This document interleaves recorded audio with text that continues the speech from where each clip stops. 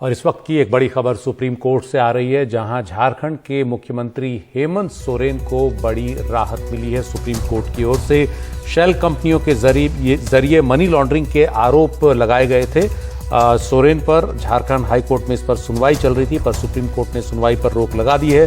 Supreme court ने high court में इस याचिका के सुनवाई योग्य होने पर फैसला सुरक्षित रखा है और कोर्ट ने यह भी कहा, जो बहुत महत्वपूर्ण है, कि याचिकाकर्ता या ईडी यानी प्रवर्तन निदेशालय सोरेन के खिलाफ पहली नजर में केस स्थापित नहीं कर पाए। इस पर ज्यादा जानकारी के लिए हमारे सीनियर एडिटर लीगल न्यूज आशीष भार्गव हमारे साथ हैं। आशीष, ये बड़ा फैसला है और बड़ी राहत है हेमंत सोरेन के लिए। फिलहाल क्या कहा सुप्रीम कोर्ट ने अपनी टिप्पणियों में आज के आदेश के दौरान? जी देखिए, ये अंतरिम राहत है, बड़ी राहत है बिल्कुल, और अंतरिम राहत है और बहुत जल्द मुझे लगता है कि इसमें आगे सुप्रीम कोर्ट का फैसला आ जाएगा। करीब आप देख लीजिए, सुबह 10:30 बजे से सुनवाई चल रही थी। कपिल सिब्बल झारखंड सरकार की तरफ से पेश हुए, मुकुल रोहतगी मुख्यमंत्री हेमंत सोरेन की तरफ से पेश हुए, केंद्र सरकार ईडी की तरफ से एएसजी एसवी राजू पेश हुए, याचिकाकर्ता की तरफ से वकील पेश हुए। लगातार बड़ी सुनवाई हुई है और सबसे अहम बात सुशील ये है इस पूरे मामले में कि ईडी की तमाम दलीलों को नकार दिया है सुप्रीम कोर्ट ने। सुप्रीम कोर्ट ने ईडी से बड़ा सवाल पूछा है कि आपके पास अगर इतने ठोस सबूत हैं हेमंत सोरेन के खिलाफ, तो आप अपनी कार्रवाई क्यों नहीं करते हैं? आप अपनी कार्रवाई जारी रखिए। आप पीआईएल याचिकाकर्ता के कंधे पर रखकर बंदूक क्यों चलाना चाहते हैं?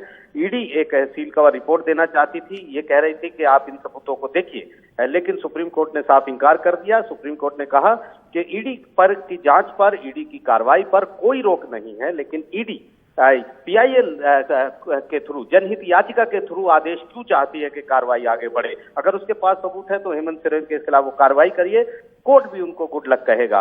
लेकिन यहाँ पर ईडी कह रही थी कि इस मामले को तकनीकी कारणों के कारण खारिज न किया जाए, हाईकोर्ट में जो सुनवाई चल रही है उसको चलने दिया जाए। लेकिन सुप्रीम कोर्ट कहीं ना कहीं, सुप्रीम कोर्ट ने कहा कि आप हमें सील कवर में रिपोर्ट मत दीजिए, आप हमें पहली नजर में केस स्थापित करके दिखाइए, आप एस्टेब्लिश करिए कि आपके पास ऐसा केस है, ऐसे सबूत हैं प्रथम दृष्टया कि जिनके आधार पर हाईकोर्ट में ये सुनवाई जारी रह सकती है। पीआईएल याचिकाकर्ता का बोझ ईडी एजेंसी क्यों उठा रही है?